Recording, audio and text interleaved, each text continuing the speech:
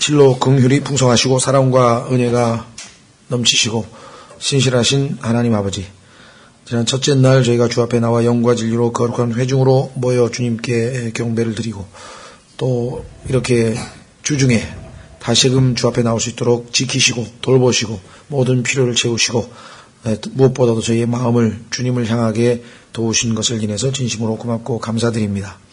첫째 날부터 오늘 이 시간에 이르기까지 저희의 삶을 돌이켜볼 때 많은 순간 저희가 하나님보다도 저희 자신을 사랑하고 하나님보다도 쾌락을 사랑했던 많은 순간들이 있었고 하나님보다 세상이 저희 마음에 먼저 우선순위를 차지하고 있었을 순간이 많이 있었던 것을 고백드리지 아니할 수 없습니다.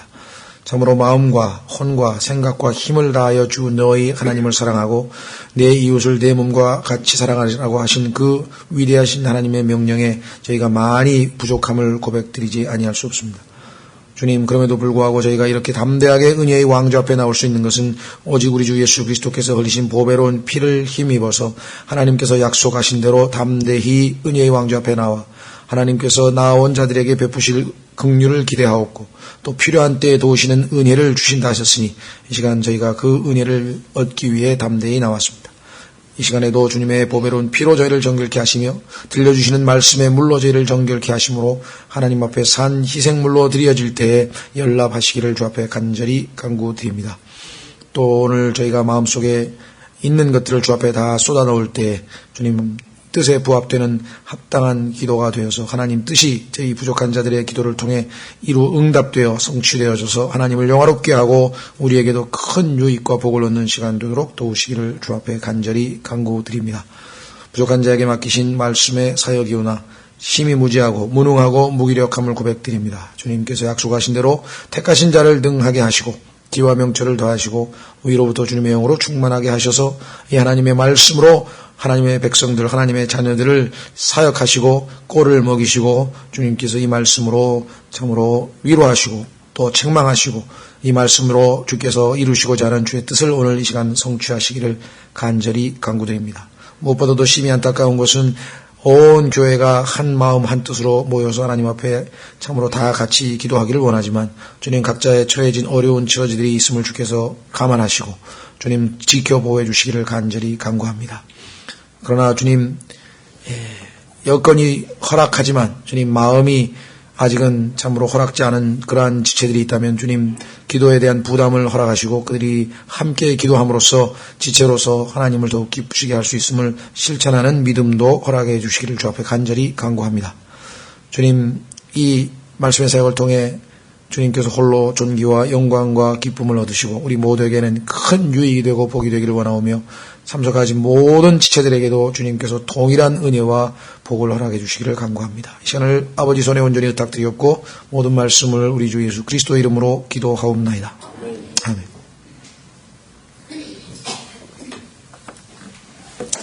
네, 오늘은 시편 17편 말씀인데 제목이 다윗의 기도라고 되어 있습니다. 시편에 보면 150개 중에서 기도라고 하는 타이틀, 기도라고 하는 제목이 붙어있는 시편은 5개밖에 없습니다. 72편은 맨 끝부분에 다윗의 기도들이 이와 같이 끝나니라 이렇게 정의가 내려져 있습니다마는 기도라고 하는 제목이 붙어있는 시편은 5개가 되어 있습니다. 그 중에 하나가 시편 17편이고요. 물론 하박국 3장 1절에도 하박국의 기도라 해서 이제 기도문이 나와 있는 경우가 있고 중간중간에 기도문이 많이 있습니다. 예를 들면 바울 같은 경우 에베소서 같은 경우에는 1장에서 한번 기도하고 3장에서 한번 기도하고 골로새서에서 기도하고 기도 내용들이 많이 있지만 아주 공식적으로 오피셜하게 여기다가 다윗의 기도 이렇게 해서 제목을 붙인 그 성경은 5개인데 아마 하나님께서 무슨 깊은 뜻이 있으시겠죠? 그래서 우리가 주목을 특별히 하고 이 기도의 내용이 어떻게 보면 우리가 하나님께 드려야 될 기도의 전형 어떤 샘플을 보여주시는 것일지도 모른다는 생각이 드는데 이 내용을 보시면 거의 예수 그리스도께서 겟세마네에서 기도드리는 그 모습을 연상할 정도로 예수 그리스도가 아주 이렇게 클로즈업 되는 그런 내용들인 것 같습니다. 시편 17편 말씀 제목이 다윗의 기도 이렇게 나와 있죠. 다윗의 기도. 다윗의 기도는 세 부분으로 되어 있는 것 같아요. 1절서부터 5절까지는 한마디로 하면은 하나님 나를 한번 점검해 보십시오. 내 마음속에 죄가 있는지, 내가 하나님 앞에 뭐 회개하지 않은 거 뭐 있는지, 조금이라도 잘못이 있으면 내가 하나님 앞에 기도해봐야, 그렇죠? 죄인의 기도는 하나님 앞에 가증스럽다고 했고, 하나님 앞에 내가 마음에 불법을 품고 있으면 하나님께서 내 기도를 듣지 않으신다 했으니 한번 내가 하나님 앞에 기도할 지금 준비가 되어 있는지 한번 점검하시고 살펴보시옵소서. 우리가 보통 기도할 때 제일 먼저 하는 게 자백 아니겠습니까? 그렇죠? 하나님 앞에 나와서 혹시라도 제가 생각나는 죄야 다 고백하면 되지만, 하나님 혹시라도 제가 마음의 깊은 곳에 숨겨두고 내 스스로 지금 현재의 의식이 안 되지만 그러나 하나님 보시기에 죄악된 것이 있다면 생각나게 해서 다 토해내게 하시고, 그 다음에 우리가 이제 하나님 앞에 편한 마음으로 기도 드릴 수 있는 것이죠. 두 번째는 하나님으로부터 이제 도와달라 그런데 어떻게 도와달라냐, 보호해달라는 얘기죠. 보호.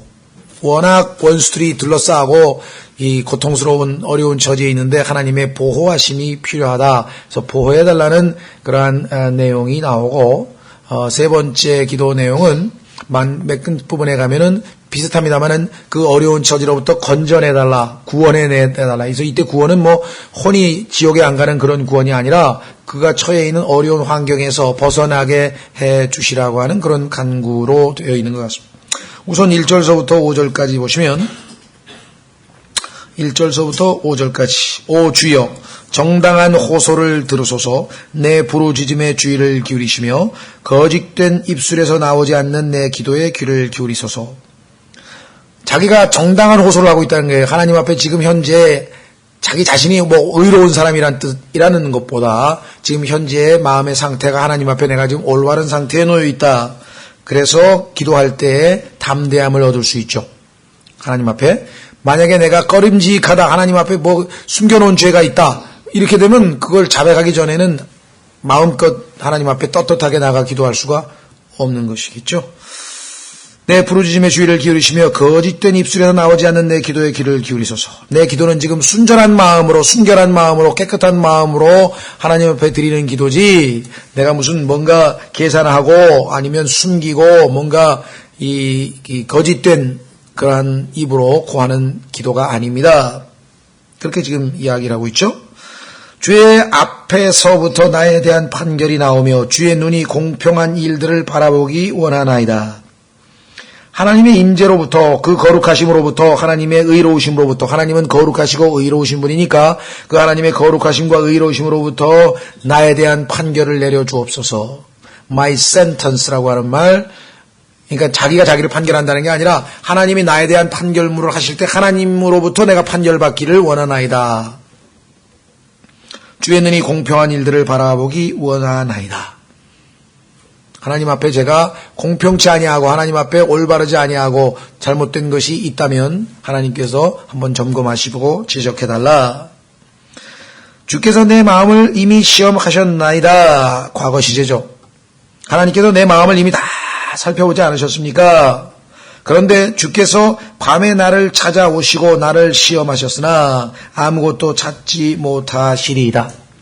지난번에도 말씀드렸습니다만 성경에서 밤이라고 하는 것은 1차적으로 실제적인 밤이지만 여러 번에 걸쳐서 비유적으로 어려운 처지에 있을 때 밤에 노래를 주시는 하나님, 고통과 괴로움 속에, 성경에서 밤이라고 하는 것은 흑암이고 흑암이라고 하는 것은 우리의 이 밝은 시절이 아니라 어둠에 처해 있는 그런 고통의 순간들 또는 죄악의 순간들, 하나님 앞에 죄를 짓고 고통스러워하고 하는 순간들, 뭐 부정적인 상황이죠. 그때 찾아오셨어요. 그래서 그 고통 중에 죄악을 저지르는가, 하나님을 버리는가, 믿음을 포기하는가 지켜보았는데 하나님 앞에 자기는 떳떳하여가지고 그 순간에도 믿음을 지키고 하나님 보시기에 아무것도 찾지 못하실 겁니다. 이렇게 말씀했죠. 자기가 양심상 떳떳한 거죠. 내가 내 입으로 죄를 짓지 아니할 것을 작정하였나이다. 마음에 굳게, 우리말로 하면 마음을 굳게 먹었어요. 하나님의 입으로 죄를 짓지 않게. 우리가 그리스도인으로서 짓는 죄에 아마 글쎄요, 제가 판정을 내릴 수는 없지만 상당수가 퍼센테이지로 볼 때 상당한 비율로 우리가 입술로 죄를 짓는 것 같아요. 그렇죠? 우리가 주님 말씀의 야고보서에서도 온 우주의 모든 것들을 다 길들일 수 있지만 혀는 길들일 수 없다라고 하나님이 말씀하셨어요. 성령께서 충만하게 우리를 채우셔서 성령께서 내 혀의 주인이 되시기 전까지는 우리는 혀로 엄청나게 많은 죄를 짓습니다. 꼭 이 혀로 무슨 남에게 상처를 입히고 죄악된 말을 해서가 아니라 성경에 보면은 idle words라고 그랬는데요. 그 무슨 말이 됐든 소위 말하면 이 하나님 앞에 유익이 되지 않는 말, 헛된 말들이라 그랬는데요. 내가 어떤 말을 했을 때 그것이 하나님으로 쓰임받아서 유익을 주고 다른 사람의 믿음을 세우고 뭔가 열매를 내는 그러한 말들이 아닌 경우에 다른 사람을 실족하게 한다든가 또 그런 무의식 중에 우리 마음속에 있는 그런 하나님과 일치되지 않는 그런 말들을 발설할 때, 그래서 오죽하면 기도가 내 마음의 묵상이 내 입의 말들이 전적으로 하나님과 마음에 일치되기를 원한다는 그런 기도를 시편 기자가 하는 것을 보게 되죠. 그래서 정말 영적인 성숙은 여러 가지 관점에서 우리가 평가할 수 있는데 그 중에 하나는 내가 혀를 하나님께 얼마만큼 맡겨드렸는가, 하나님께서 얼마만큼 내 혀를 잘 컨트롤하고 있는가. 그러면 그 사람의 입에서는 은혜로운 말씀이 나오고 소금에 간을 친 말이 무미건조한 말이 안 나오고 다 간이 맞아서 짭짤하게 그런 말씀이 우리에게 들어온다. 확인해 보겠습니다. 골로새서. 이 언어 생활에 관해서는요, 우리가 영적으로 주님처럼 닮기 전에는 주님의 입에서는 항상 다른 사람에게 유익한 good words, 좋은 말들이 나오는데 이 좋다는 얘기는 남의 귀를 즐겁게 해준다는 뜻이 아니라 때로는 쓴소리지만 그 사람에게 유익이 된다는 뜻이에요. 그 사람에게 good, 좋은 말을 하나님, 예수님은 늘상 하셨죠. 복 있는 말씀이죠. 다른 사람에게 복을 가져다 주는 말씀. 골로새서 4장에 보시면 6절, 우리가 특히 세상 사람들에게도 이 언어 생활에 있어서 성령님의 의지를, 성령님께 철저하게 의지해야 하다는데 5절에 보시면 밖에 있는 자들을 향해서는, 성경에서 밖에 있다고 할 때에는 이스라엘과 이방인으로 칠 때 이스라엘의 공용권, 즉 하나님의 백성 밖에 있다는 뜻도 되고, 신약적으로는 주님의 몸된 교회의 바깥에, 다시 말해서 예수 그리스도 안에 있지 않고 예수 그리스도의 밖에 있는 경우라는 뜻입니다. 그래서 골로새서 4장 5절에 보시면 시간을 되찾으며 지혜롭게 걸어라. 그 다음에 6절에 너희 말을 소금으로 간 맞추어 항상 은혜가 있게 하라. 그리하면 너희가 각 사람에게 마땅히 대답할 때를 알게 되리라 했습니다. 다윗도 하나님 앞에서 자기의 말로 죄를 짓지 않겠다, 내 입으로 죄를 짓지 아니하겠다고 작정했다는 얘기는 역으로 자주 죄를 짓게 됐기 때문에 하나님 앞에 결단을 내리게 되는 거죠. 그렇죠? 우리가 자주 반복하는 실수를 이제는 다시는 안 하겠다, 하나님 도와주십시오, 이렇게 하는 거죠. 다시 4절에 사람들의 행위에 관한 한, 시편 17편 4절, 사람들의 행위에 관한 한 나는 주의 입술의 말씀으로 나를 지켜서 파멸시키는 자의 길들을 피하였나이다. 우리가 인생을 걸어가는 길, 그렇죠? 인생길, 인생은 나그네 길. 근데 그 길이란 말이 굉장히 성경적으로도 의미가 있고요. 또 동양에서도 그걸 도라고 합니다. 도 길도자 아닙니까? 길.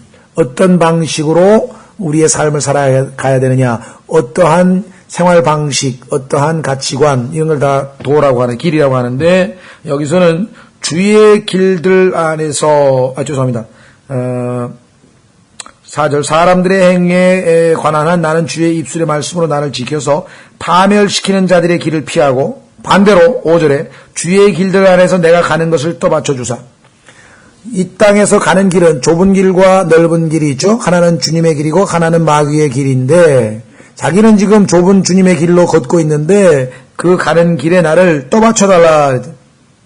왜? 실족할 수도 있고 넘어질 수도 있고 얼마나 우리가 쉽게 무너집니까? 그래서 내 발걸음이 미끄러지지 아니하게 하소서. 우리를 미끄러지게 하는 마귀의 괴계와 장애물이 많이 있습니다. 이게 지금 미끄러져서 넘어진 사람 투성이에요. 미끄러져서 넘어진 사람이 영적으로 지금 미끄러져서 넘어진 사람들이 참 많이 있죠. 또 아예 주의 길을 가다가 미끄러져서 넘어진 사람 말고 주의 길을 택하지 않고 여기 나와 있지만은 파멸시키는 자들의 길들 4절에 보니까 파멸시키는 자들의 길들 여기다 destroyer 할 때는 복수로 썼지만요 단수로 써도 마귀를 가리킬 때 destroyer 파괴자란 뜻이죠. 그렇죠? 마귀의 호칭 중에 하나가 이 파괴자입니다. 그래서 우리가 주님의 길들을 꾸준히 가면서 넘어지지 아니할 수 있는 방법이 4절에 나와 있잖아요. 주의 입술의 말들로 하나님의 말씀을 우리가 마음속에 간직하고 그 말씀을 항상 의식하고 그 말씀을 의지하고 그 말씀을 붙들고 가면 안 자빠지는데 미끄러지지 않죠? 예. 자, 그래서 우리는 이 시편 기자가 이 다윗이 1절서부터 5절까지의 이야기하고 있는 것은 자기를 보호해달라. 하나님, 내가 하나님 앞에 지금 잘못된 것 없이 순전한 마음으로 기도하고 있습니다. 응답해 주소서. 요한 1서 3장에 가면 신약 성경에서도 많은 사람들이 조건을 갖추지 않은 채 기도하는 경우가 많습니다. 어떤 분들은 그러면은 저는 평생 기도 못할 것 같아요. 그런데 그렇지 않습니다. 보십시오. 요한 1서 3장 22절. 요한 1서 3장 22절에 가면 우리가 기도 응답을 받지 못하는 아주 이 이유 중에 몇 가지가 있는데 그 중에 아까가 첫 번째 마음에 죄를 품고 기도하면 기도 응답 당연히 못 받는 것이고요. 또 두 번째 여기 또 오늘 나와 있네요. 그것은 뭔가 하니 요한일서 3장 22절에 21절부터 보시면 요한일서 3장 21절 사랑하는 자들아 만일 우리 마음이 우리를 정죄하지 아니하면 우리가 하나님을 향해 확신을 갖고 무엇이든지 우리가 구하는 것을 그분에게서 받나니 많은 분들이 이 구절만 앞뒤 거두절미하고 딱 따가지고 무엇이든지 우리가 구하는 것을 그분에게서 받는다만 주장하지만 이유가 있어요. 조건이 확실하게 갖추어져야 돼요. 그렇죠? 어떤 사람들 은행에 가서 분명히 신문에서 누구든지 다 대출해준다고 그래서 왔는데요. 조건이 요게가 결격이 돼서 안 되겠습니다. 그렇죠? 요즘에 뭐 아이폰인가요? 아이폰? 요즘에 뭐 아이폰이 뭔지도 모르겠네. 하여간 뭐 최첨단 무슨 뭐 휴대폰이 나왔는지 뭐 하여간 난리법석이 나가지고 지금 뭐 그런데 거기서는 뚝뚝뚝뚝 하면 3분 만에 뭐 대출 완료 딱 된대요. 뭔데? 근데 뭐 이자가 2695%인가 그래. 나 그래서 뭔 놈의 그런 100만 원을 빌리면 한 달 만에 130만 원이 된대요. 이자가 갚아야 될 돈이. 근데 그것도 빌리는 사람이 있나 난 잘 모르겠는데 하여간 그렇게 이제 뭐 뚝딱 해가지고 그냥 빨리 돈을 빌릴 수 있는 그거를 개발했는데 그러니까 누구나 다 해주는 게 아니라 신청하면 10명에 2명만 조건을 갖춘대요. 그러니까 나머지 8명은 해도 안 되는 거야. 말씀인즉 하나님께서 기도 응답을 받을 때에는 조건이 갖춰져야 돼요. 근데 여기가 나와 있습니다. 이는 우리가 그분의 명령들을 지키고 하나님께 순종을 안 하면서 해달라고 이게 말이 됩니까? 두 번째, 그분의 눈앞에서 기쁨이 되는 그 일들을 행하기 때문이라. 그렇죠? 기도 안 해도 하나님이 뭘 해주려고 다가오실 것 같아? 그렇지 않아요? 예, 솔로몬도 하나님께서 아직도 영적으로 어리고 힘든 상황에서 왕이 됐으니 내가 도와줘야 되겠다 싶어서 아마 하나님께서 먼저 기도하고 싶은 것, 원하는 거 한 가지만 얘기하라 내가 들어줄 테니까. 그렇죠?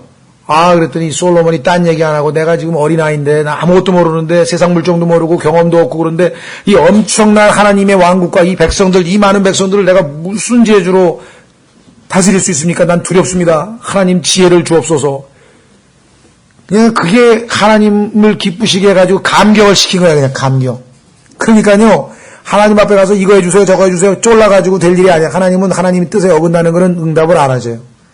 하나님의 마음을 얻으면 모든 걸 다 얻으시네. 하나님의 마음, 하나님을 기쁘시게 해드려 보면 되는데 솔로몬은 그냥 그 지혜 달라고 하니까 하나님께서 너는 돈 달라고도 안 했지 권력 달라고도 안 했지 사람들이 좋아하는 거 내 마음에 딱 들게 넌 지혜를 달라고 했고 내가 맡긴 백성을 다스릴 지혜를 달라고 했으니 내가 너에게 돈도 주고 권력도 주고 달라고 하는 것 다 주겠다. 글쎄 이건 뭐 의도적으로 머리를 쓴 건 아니지만 이게 제대로 된 기도 아닙니까? 속된 말로 우리 하나님은 기분파구나. 하나님 마음만 잘 맞춰드리면 막 나오는구나. 그걸 갖다가 머리를 또 막 이렇게 굴려가지고 그냥 삼성 재벌의 이건희 씨 딸이 말이지 뭐 그때 뭡니까 신세계백화점 하나 얻어내려고 그냥 찾아가가지고 그냥 어깨 주물러드리고 아버지 쫄라가지고 싹 마음을 압살롬이 다윗 사람들 마음 훔치는 것처럼 훔쳐가지고 뭐 신세계를 얻어냈다 뭐 그런 소문들이 파다하던데 맞는 말인지 모르는 말인지 모르지만 머리 잘 쓴 거예요. 그냥 아버지에게 걸쩍거리 있으니까 아버지 마음을 싹 녹인 거야 그냥. 우리도 하나님 앞에 사람 앞에 가서 뭐 구걸하고 도와주세요 보다도 하나님 앞에 딱 엎드려가지고 하나님만 뭘 기뻐하시는가? 믿음이 없이는 하나님을 기쁘시게 하지 못하라. 하나님은 하나님이 하시는 말씀을 그냥 아멘으로 믿고 순종해서 하면 기뻐하시는구나. 그렇죠? 두 번도 필요 없어요. 솔로몬처럼 한 번만 하나님 한번 기쁘시게 해보세요. 없던 것도 막 나오는데. 그 다음에 하나 더 하나님 더 기쁘시게 하는 거 한 장 넘기시면 5장 오늘 기도 얘기가 좀 나왔습니다만은 요한일서 5장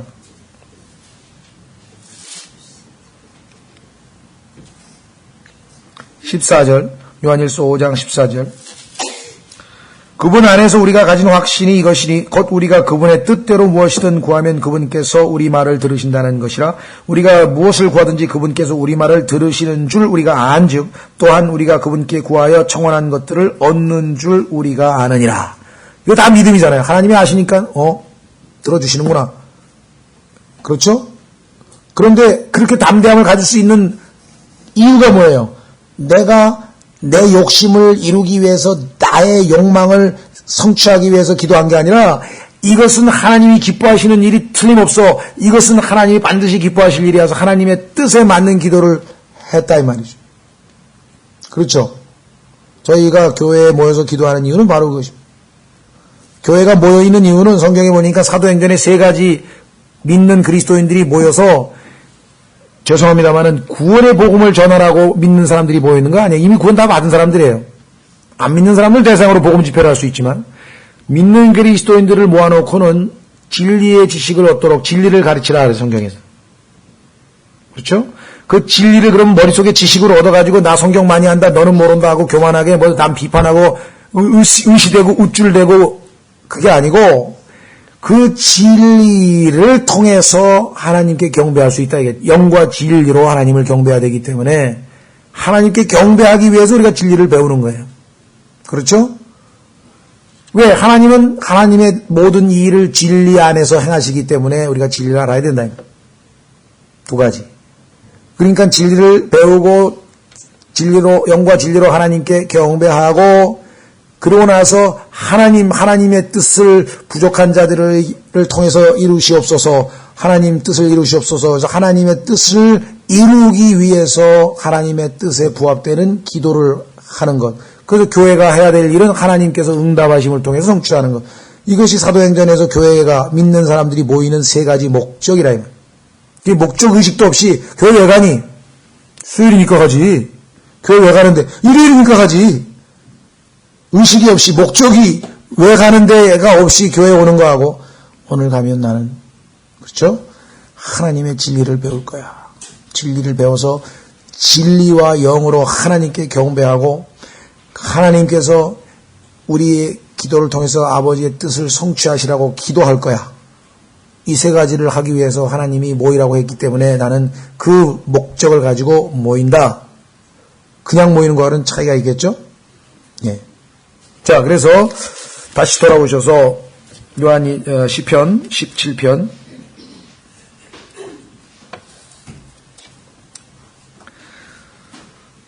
6절 오 하나님이여 주께서 내 말을 들으실 터이므로 내가 주를 불렀사오니 내가 부르면 하나님은 들으신다 이 말이죠. 주의 귀를 내게 기울이사 내 말을 들으소서. 7절 오 주를 신뢰하는 자들을 오른손으로 구원하시는 주여. 성경에 보면 오른손, 오른팔 이런 팔이나 손이 나올 때에는 예수 그리스도에 대한 또 다른 호칭 중에 하나입니다. 주의 팔, 예수 그리스도를 지칭할 때 주의 손 이런 표현을 쓰죠. 주를 신뢰하는 자들을, 여기 구원의 조건이 분명하게 신뢰라고 하는 사실 나와 있습니다. 오른손으로 구원하시는 주여 그들을 치려고 일어나는 자들로부터 그들을 구원하사, 그들은 의로운 자들이, 신뢰하는 자, 주님을 신뢰하는 자들을 항상 방해하는 원수들이 있죠. 그들로부터 그들을 구원하사 주의 놀라운 인자하심을 보여주소서. 그러니까 1절서부터 5절까지의 이 시편 기자는 하나님이 어떠한 분이심을 알았는가? 하나님은 의로우신 재판관이다. 그렇기 때문에 하나님 앞에서 내가 의로운 삶을 보여드리면서 하나님 이렇게 근거로 판단해 주십시오. 이번에는 하나님은 능력이 있는 보호자다 이게. 보호자가 능력이 없어가지고 다른 원수로부터 져버리면 뭐 어떻게 되겠어요? 국가의 존재 목적은 국민의 생명과 재산을 보호하는 것인데, 이놈의 국가가 우리나라처럼 과거에 너무 약해가지고 일본이 쳐들어왔는데 보호를 못해주고 다 뺏겨버렸대. 나라도 뺏겨버리고. 지금 그래서 우리가 왜 엄청난 세금을 들여서 국방비, 돈, 왜 자꾸 국력을 합니까? 국가가 최일의 책임이 국민의 생명과 재산을 보호하는 거기 때문에 북한 사람들이 자꾸만 쳐들어올 것 같아. 거기에 더 이길 수 있는 국방력을 키우기 위해서는 어쩔 수 없다 이게. 우리도 다 알지만 그 돈 가지고 가난한 사람도 주고 뭐 복지비로 쓸 수도 있지만 국민들이 다 알면서도 동의하는 거예요. 왜? 일단 생명과 재산이 보호된 다음에 그 다음에 복지도 필요한 거지. 전쟁 나가지고 6.25 때처럼 또 다 낙동강까지 쫓겨가지고 밀리고 어떻게 되겠어요? 그렇죠. 여기 하나님은 능력이 있으신 분이기 때문에 기도하면 원수들로부터 자기를 지키시고 보호하실 수 있는 분이에요. 그러니까 여러분과 저는 정말 가장 뛰어난 강력한 전능하신 하나님을 우리의 보호자로 모시고 있기 때문에 그래서 그리스도인들이 가장 복된 사람이고 평안을 누릴 수 있죠. 8절에 나를 눈동자같이 지키시고, 여러분들 눈동자가 얼마나 예민한 부분인지 아시죠? 여러분들 사람들이 하나님이 얼마나 인간을 멋지게 만들었으면 눈에 먼지 하나 들어가려고 해도 눈이 탁 보호해버리잖아요. 그냥 착탁. 그냥 눈에 상처 입으면 굉장히 고통스러운 거죠. 그러니까 눈동자같이 보호한다는 얘기는 이건 정말 대단한 표현이에요. 표현이 너무 멋있죠? 스가랴서 2장 8절 보시면 아주 비슷한 표현이 나오는데, 성경에 나와 있는 이 아름다운 표현들이 우리 마음에 그렇죠? 네. 하나님의 말씀이 우리에게 그냥 배워가지고 저절로 흘러나와야 돼. 그렇죠? 네.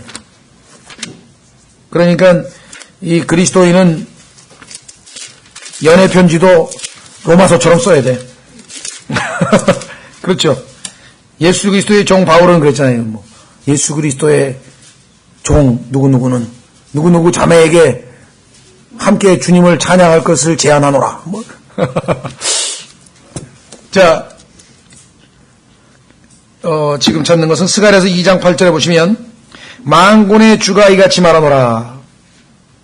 그 영광이 있은 뒤에 그분께서 너희를 노략한 민족들에게 나를 보내셨나니 너희에게 손을 대는 자는 그분의 눈동자의 손을 대느니라. 그러니까 하나님께서 자신의 눈동자만큼 그분의 백성을 그렇게 여기시겠다. 이건 이게 정말 보통 친밀한 측근이 아님이 틀림없죠. 예, 그 이외에도 성경에 보면은 자주 주님께서 눈동자같이 보호한다는 얘기가 많아요. 왜냐하면 눈이 제일 소중한 거잖아요. 우리 인간에게 있어서. 기구 중에서, 인간의 멤버, 지체 중에서. 자, 눈동자같이 지키시고, 찬송가에도 많이 나오죠. 너무나 아름답죠. 눈동자같이. 그 다음에 주의 날개 그늘 밑에 숨기사. 이 표현도 얼마나 아름다운 표현입니까? 아까 주날개 밑 우리가 찬송했는데, 주날개 밑 그것은요, 예수님께서 마태복음 한번 찾아보겠습니다. 이거는 23장에 가시면 비유를 멋지게 드셨잖아요. 암탉이 자기 날개 밑에 새끼들을 품는 것처럼 내가 너희를, 이스라엘 백성을 품고자 함이 얼마나 똑같은 그 마음으로 내가 품고자 했으나 너희가 내게 오기를 원치 아니하였도다. 그렇죠? 죄인들을 주님의 날개 밑으로 품어서 구원해서 하늘나라로 데려가려고, 이스라엘 백성들을 독수리 날개 밑에 품어서 새끼들을 독수리가 자기 날개 밑에 품고 데리고 가듯이 그렇게 인도하셨던 하나님께서 우리도 하늘나라로 그리 데려가시는데 그러나 죄인들이 원치 아니하였도다. 마태복음 23장 37절 마태복음 23장 37절 이 구절은요 결정적으로 칼빈의 소위 말하면 예정론을 무너뜨릴 수 있는 말씀이고요. 책임은 지옥에 간 책임은 자기 책임이라고 하는 것을 입증할 수 있는 구절입니다. 그렇죠? 왜? 본인이 원치를 않았어. 그러니까 놀랍게도 지옥에 갈 수 있는 유일한 방법이 있어요. 뭡니까? 지옥에 가기를 원치 않는 거야. 원하지 않으면 못 가. 원하면 다 갈 수 있어. 지옥에 안 가기를 원하면 다 안 갈 수 있어. 자, 마태복음 23장 37절 오 예루살렘아 예루살렘아 대언자들을 죽이고 내게 보낸 자들을 돌로 치는 자여 암탉이 자기 병아리들을 자기 날개 아래 모음같이 하나님께서 이스라엘 백성들을 독수리의 날개로 이끄셨다고 성경에 표현하심이 얼마나 아름답습니까? 새끼들을 날개에 품어서 보호하시는 그러한 모습. 자기 날개 아래 모음같이 내가 얼마나 자주 내 자녀들을 함께 모으려 하였더냐. 그러나 너희가 원치 아니하였도다. 너희가 원치 아니하였도다. 뿐만 아니라 이와 같은 모습을 상징적으로 보여주는 것이 지성소 안에 있는 그룹입니다. 지성소 안에 있는 그룹이 보면은요 날개를 쫙 펼친 두 그룹이 완전히 덮었어요. 그 안으로 들어오면 주의 인재 안에 그의 주의 날개 밑에 숨는 거죠. 그렇죠? 예, 참 복된 말씀이고 아름다운 말씀이네요. 9절 나를 학대하는 사악한 자들과 나를 둘러싸서 죽이고자 하는 원수로부터 내가 벗어나게 하소서. 지켜달라는 말씀이죠. 10절 그들은 자기들의 기름에 잠겨 있으며 자기들의 입으로 교만하게 말하나이다. 경건치 못한 사악한 자들의 모습, 다윗을 괴롭히고 있는 사람들의 모습은 어떤 사람들이냐. 이 사람들은 기름에 잠겨 있다 그랬는데요. 신명기 32장 15절 보십시오. 신명기 32장 15절에 보면은 이스라엘 백성들 여수룬이라고 하죠. 시적으로 이스라엘 백성을 여수룬이라고도 표현하는데 여수룬 즉 이스라엘 백성이 살지고 기름지자. 이 기름은요 이기적이고 느슨한 그런 삶을 표현할 때 성경에서 사용하는 표현입니다. 신명기 32장 15절에 보시면 하나님께서 뭐라고 선언하냐면 그러나 여수룬이 기름지게 됨에 발로 찼도다. 내가 기름지고 비대하고 기름으로 덮임에 그때 그가 자기를 버리신 하나님을 버리고 자기를 구원하신 반석을 소홀히 여겼도다. 그래요? 예, 이 기름에 잠겨있는 사람들 이 표현은 아주 하나님을 대적하는 자들에 대한 상징적인 표현이에요. 그뿐만 아니라 자기들의 입으로 교만하게 말하나이다. 성경에 보면은 이 교만한 입, 특히 하나님을 신성 모독하는 발언들을 막 내뱉는 사람들 있죠. 걸핏하면 하나님을 막 모독되게 말하는 것, 특히 막 망령되이 일컫는 사람들. 영어에서도 보면 걸핏하면 뭐 오마이갓 하면서 그냥 무슨 장난치듯이 하고요. 화가 나가지고 막 뭐가 일이 안 풀리면 Jesus Christ. 이 미국 사람들이 입에 붙어 있어요, 그냥. 하나님의 이름을, 예수님의 이름을 막 망년되게 일컫는 사람들이 많이 있죠. 그래서 계시록에 가면요, 입에서 개구리의 영이 나오면서 마귀가 하는 말이 하나님을 모독하는 막 엄청난 무지막지한 말들을 막 쏟아내는 장본인으로 마귀가 등장하는 것이죠. 자, 다시 11절. 이제 우리가 걷는 곳에서 그들이 우리를 에워싸고 땅을 향해 몸을 숙인 채 눈을 고정하되 자기의 먹이를 탐내는 사자같이 은밀한 곳에서 숨어 기다리는 젊은 사자같이 그리하였나이다. 그래서 이 하나님을 사랑하는 경건한 자들을 낚아채가지고 먹이로 삼기 위해서 사자처럼 웅크리고 있는 모습. 여러분들 그래서 자주 성경에서 마귀와 사자와 비교되죠. 예수님도 유다지파의 사자고 예수님도 사자이시지만 가짜, 모형, 소위 말하면 모조품 있잖아요. 예수님을 흉내내는 가짜 사자 있잖아요.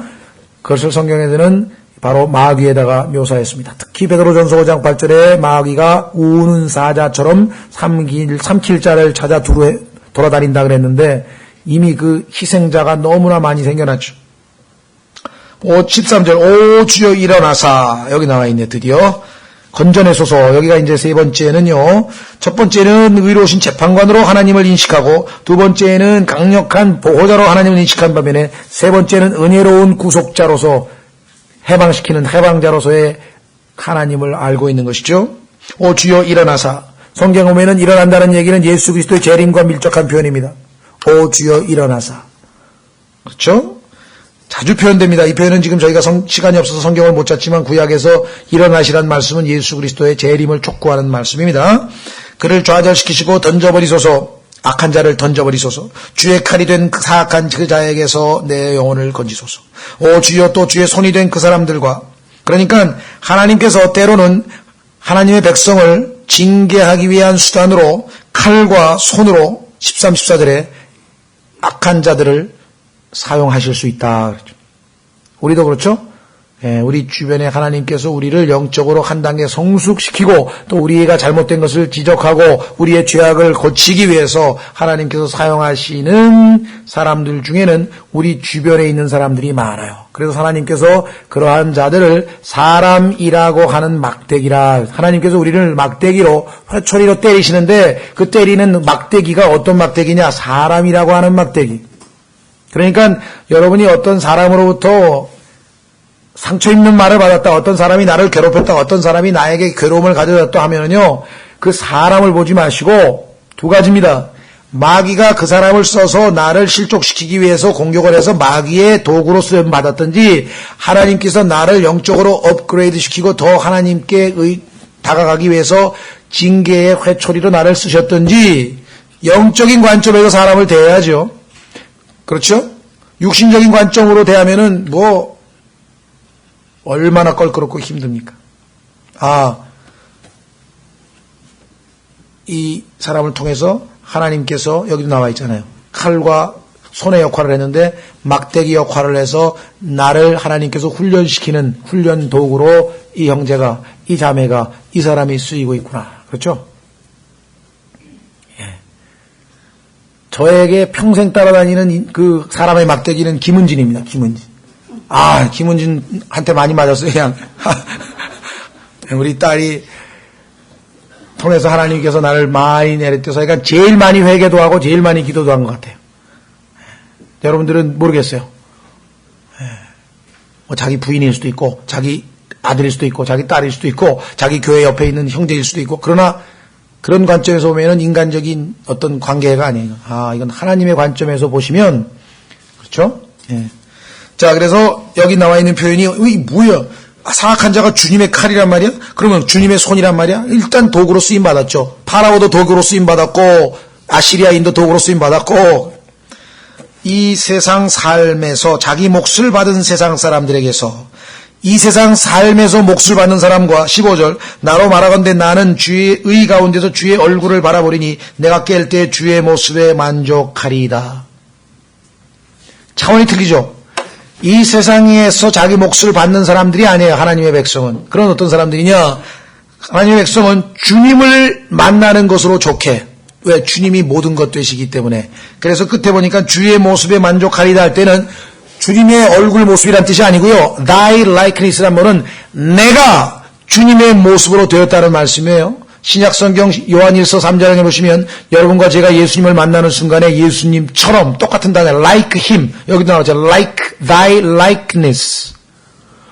주님의 얼굴을 뵀더니 내가 주님께서 나를 단련시키시고 훈련시키시고 주의 말씀으로 변화시켜서 성령으로 나를 변화시키셔서 주님을 만나는 순간 내가 주님과 like 비슷하게 같은 모습으로 변해 있게 된 것, 그것이 나의 삶의 목적이고 만족이다 이 말이에요. 그렇죠?